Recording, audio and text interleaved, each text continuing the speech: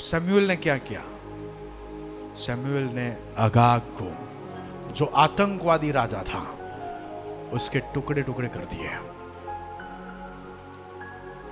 उसने क्या कर दिया? उसके टुकड़े टुकड़े कर दिए, उसे खत्म कर दिया। लेकिन अब देखो, ये सारी घटना जाती है एस्तेर के समय में। अब हम वहां पर जाएंगे। हम निकले थे मूसा के साथ, थोड़े चले शमूएल के साथ, और यहां पर किसकी कत्ल हो जाती है? क्या नाम था उसका? अगाग। अब हम चलते हैं आगे। अब हम चलते हैं एस्तेर के पुस्तक में, और ये एस्तेर का जो पुस्तक है, उसकी जो सारी घटना है, वो घटना पर्शिया की है, यानी कि ईरान की है। ईरान का जो राजा था, उसका नाम वहां पर लिखा है बाइबल में। जो हार्ड नाम होते हैं उच्चार करने में, वो ये नाम है। आपको अगर किसी को पसंद है तो आपके बच्चे का रख सकते हो आप। अब वो नाम क्या है हम पढ़ेंगे यहाँ पे, लेकिन एस्तेर के 3 अध्याय से हम पढ़ेंगे। काम करते हैं, पहले काम करो, पहला अध्याय, पहले 2 पद पढ़ लो तो हमको थोड़ा सा बैकग्राउंड मिल जाएगा, और फिर हम आगे बढ़ेंगे। क्षयर्ष नामक राजा के दिनों में। क्या नाम था? क्षयर्ष। अहाश्वेरोश, इंग्लिश में XERXES, अहाश्वेरोश, बराबर, ये उसका नाम था। बहुत ही टिपिकल नाम, इसलिए मैंने कहा कि अगर किसी को पसंद आ जाए तो आप उपयोग कर सकते हो। बहुत ही टिपिकल नाम है, यूनिक नाम है। ज़्यादातर कोई रखना नहीं चाहेगा क्योंकि उनकी टंग को एक्सरसाइज हो जाएगी। अहाश्वेरोश राजा, वो पर्शिया में राजा था। जरा पढ़ लो पहले पद को फिर। क्षयर्ष नामक राजा के दिनों में हाँ, ये बातें हुई। वह यही क्षयर्ष है, हाँ, जो 127 प्रांतों पर, अर्थात हाँ, 127 प्रांतों पर वो राज करता था। कितने प्रांतों पर? 127। 127। और ये प्रांत कहां से कहां तक थे? जरा पढ़ो जरा। अर्थात हिंदुस्तान से लेकर। हाँ, बाइबल में इंडिया का नाम यहां पर लिखा है। आमेन। एस्तेर के पहले अध्याय में पहले पद में, पहला पद या दूसरा पद है? पहला। पहले पद में इंडिया का नाम आपको मिलता है। गुजराती में हिंद लिखा है, हिंदी में हिंदुस्तान लिखा है। आमेन। और यहां पर हम देखते हैं कि जो 127 प्रांत जिसके ऊपर वो राजा का साम्राज्य था, वो राज करता था, वो हिंदुस्तान से लेकर कहां तक था? कुश तक था, कुश तक। अब हम आ जाते हैं 3 अध्याय में, और वहां पर हमें पता चलेगा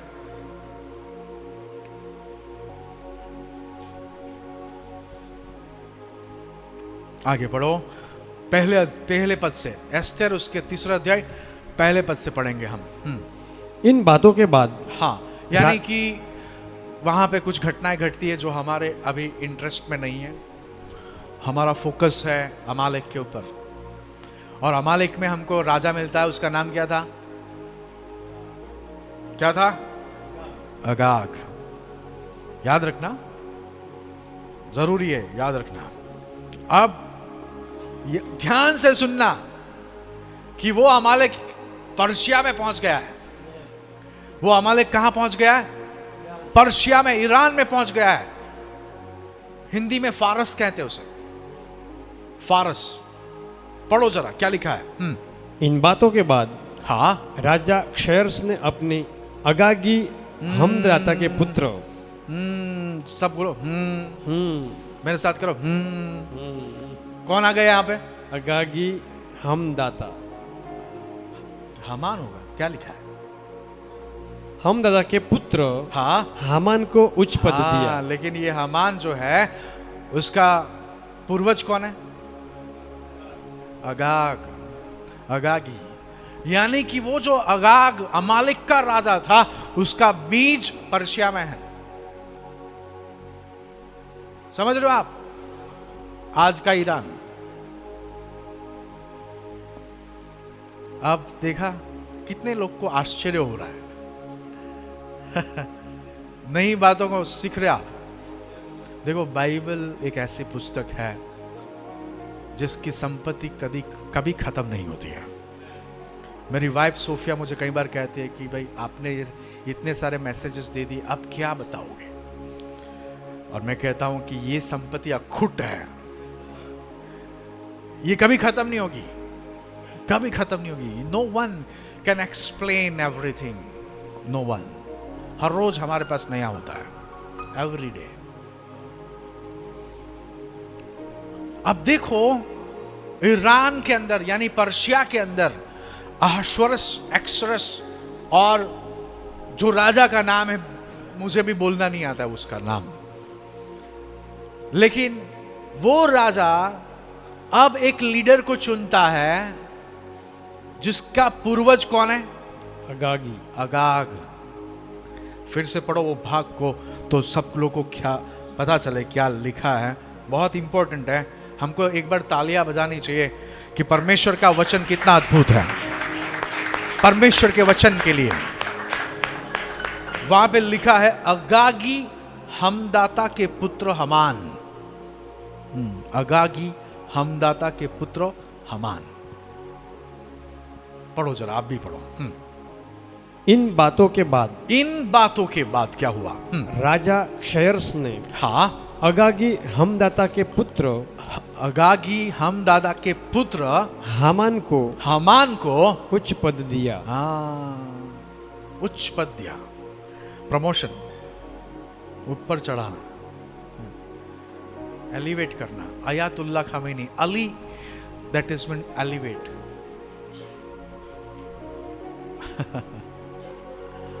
उच्च पद पर चढ़ाया। अब देखो यहां पर अली खमेनी आज का जो है, और ये हमान तब का है। देश एक ही है, ईरान, पर्शिया, फारस, और यहां पर भी वही है, अली आयतुल्लाह खमेनी। दोनों के विचार एक ही है, इजराइल को खत्म करो। अब देखो यहां पर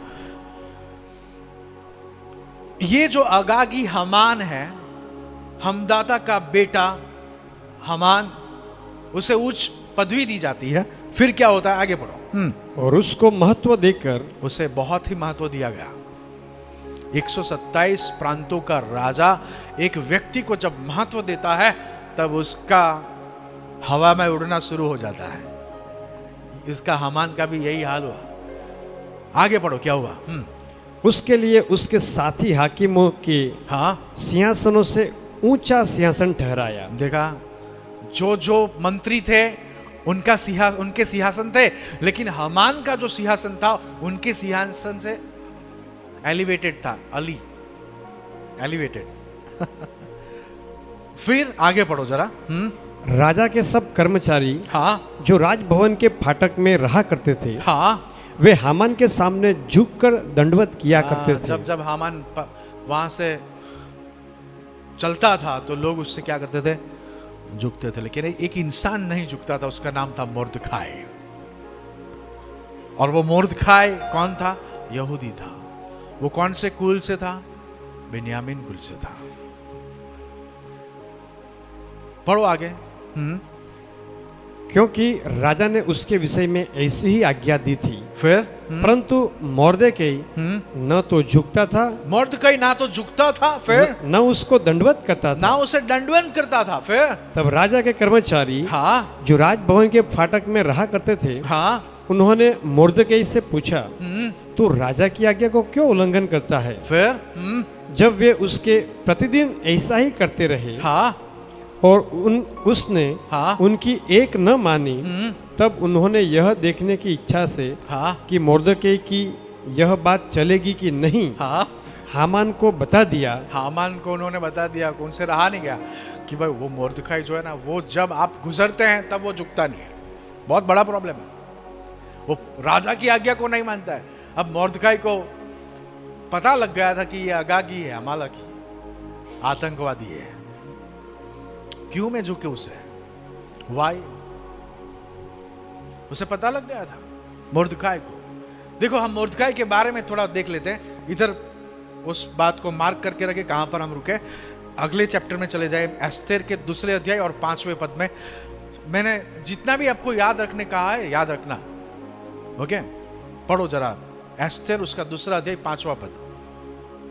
शूशनगढ़ में, ये शूशन जो है, शूशनगढ़ वो कैपिटल था उस समय पर्शिया का, यानी राजधानी, कैपिटल ऑफ पर्शिया, राजधानी।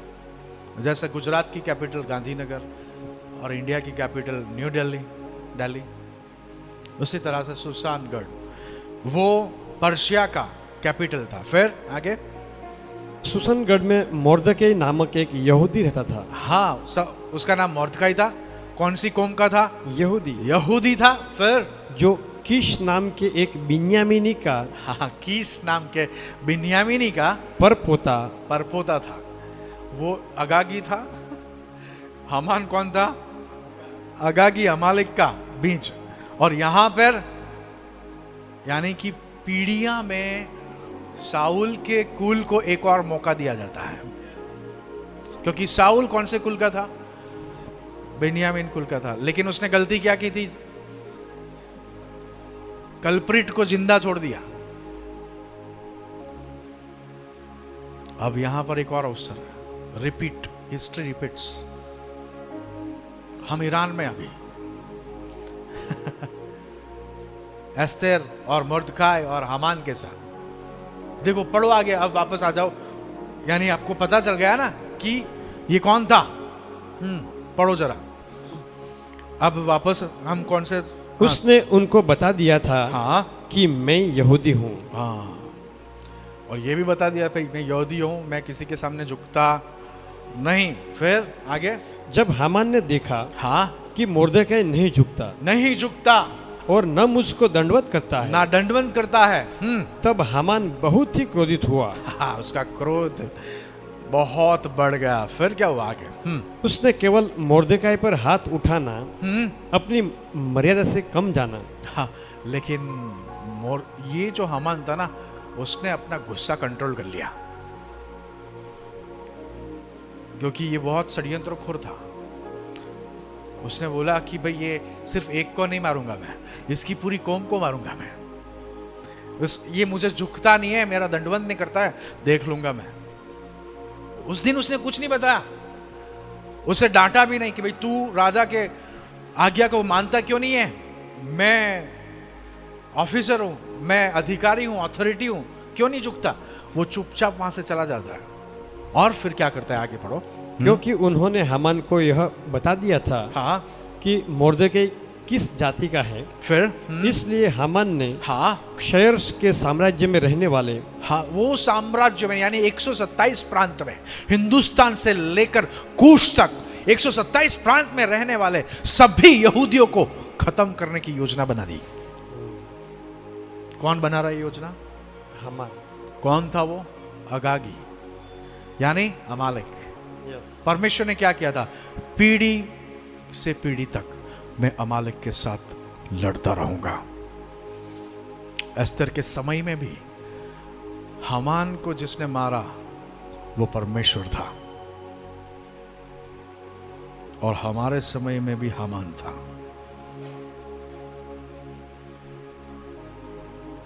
समझ रहे हो आप?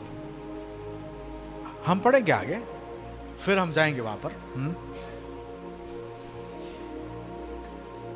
सारे यहूदियों को भी, हाँ, मोर्दकै की जाति जानकर नष्ट कर डालने की युक्ति निकाली। देखा उसने क्या कर दी?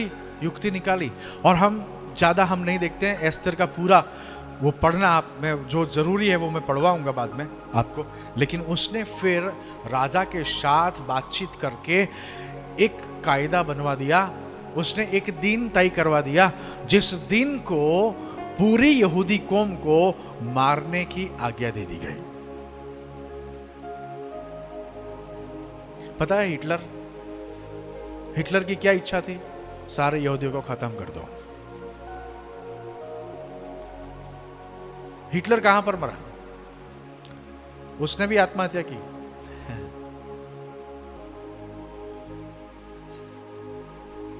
क्या उसकी मनसा पूरी हुई? नहीं। हामान हमान की मंशा थी सारी यहूदी कौम को खत्म कर दो, 127 प्रांत में जितने यहूदी है सबको मार दो। उसने योजना बनाई और राजा को उल्लू बनाकर उसकी अंगूठी यानी कि उसका जो अधिकार था, स्टैम्प था, उसका उपयोग करके लेटर्स बनाए और 127 प्रांत में घोड़ों को भेजकर, रफ्तार घोड़ों को भेजकर सभी जगह डंडेरा पिटवा दिया कि ये दिन को जहां जहां पर यहूदी लोग रहते हैं आसपास के लोगों को इकट्ठा होकर उनको मार देना है, किसी को छोड़ना नहीं है। अब ये जब बात मोर्दखाई को पता चली तो उसने अपने कपड़े फाड़ दिए, उसने टाट ओढ़ ली, राख डाली और वो पुकारता हुआ वो महल तक आ पहुंचा जहां पर एस्तेर ऑलरेडी अंदर थी। और एस्तेर मोर्दखाई की सगी थी, यानी एस्तेर भी बिन्यामीन कुल की थी।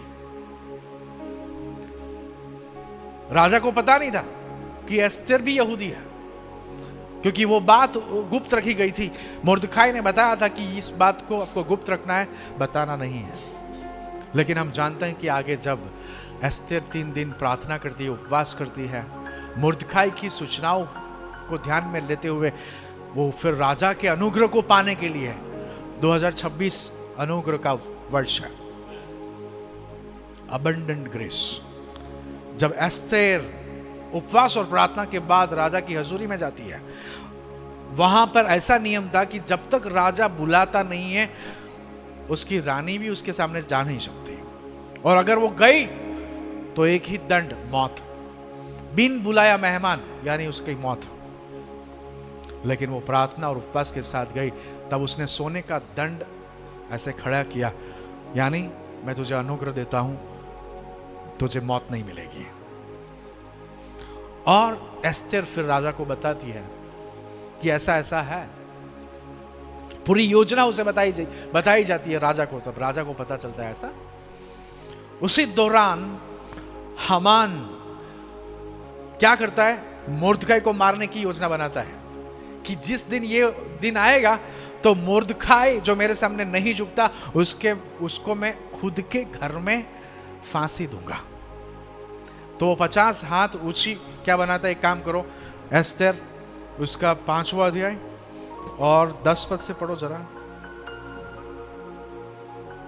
तो भी वह अपने हाँ को रोककर अपने घर गया, फिर और अपने मित्रों और अपनी स्त्री जेरस को बुलवा भेजा। फिर तब हामान ने उनसे अपने धन का वैभव हाँ और बाल बच्चों की बढ़ती और राजा ने उसको कैसे कैसे बढ़ाया हाँ और अन्य सब हाकिमों और अपने सब कर्मचारियों से ऊंचा पद दिया था, हाँ उन सब का वर्णन किया। फिर आगे हामान ने यह भी कहा, हाँ एस्तेर रानी ने मुझे छोड़ और किसी को राजा के संग हाँ अपने किए हुए भोज में आने न दिया। हाँ फिर और कल के लिए भी राजा के संग उसने मुझी को न्योता दिया है। उसे पता नहीं थी कि क्या पीछे चाल है। हाँ, लेकिन इनवाइट किसको किया गया था, हामान को और राजा को। और हामान बहुत खुश हो रहा था कि रानी ने सिर्फ मुझे न्योता भेजा, किसी और को नहीं दिया है। उसे पता नहीं था कि अब मेरा समय खत्म होने पर है, आगे बढ़ो, क्या लिखा है। तो भी जब मुझे वह यहूदी मोर्दखाई हाँ, राजभवन उसका मन वापस ढीला पड़ जाता है, गुस्सा आ जाता है उसको, वो मोर्दखाई याद आ जाता है। बोलते मोर्दखाई को जब मैं याद करता हूँ ना मेरा दांत कचकचाने लगता है, उसका मैं क्या करूँ, वो मेरे सामने झुकता नहीं है। तो उसकी पत्नी ने उससे क्या किया, पढ़ो जरा। फाटक में बैठा हुआ दिखाई पड़ता है, तब यह सब मेरी दृष्टि में व्यर्थ लगता है। बोले ये भले मैं रानी के साथ बैठ के खाना खा के आए, लेकिन वो भी मुझे क्या लगता है, व्यर्थ लगता है। फिर आगे उसकी पत्नी जेरस और उसके सब मित्रों ने उससे कहा, हाँ 50 हाथ ऊंचा फांसी का एक खंभा बनाया जाए। गरीब अपने खुद के घर में बना दिया उसने 50 हाथ फांसी का बंदा। अली खमीनी कहां पर मारे गए, अपने घर में, in his own compound. Haman कहां मारा गया, अपने घर में। उसने मोर्दखाई को मारने के लिए 50 हाथ फांसी का फंदा बनाया था। अली खमीनी ने भी कई सारी मिसाइल बनाई थी, इज़राइल को मारने के लिए।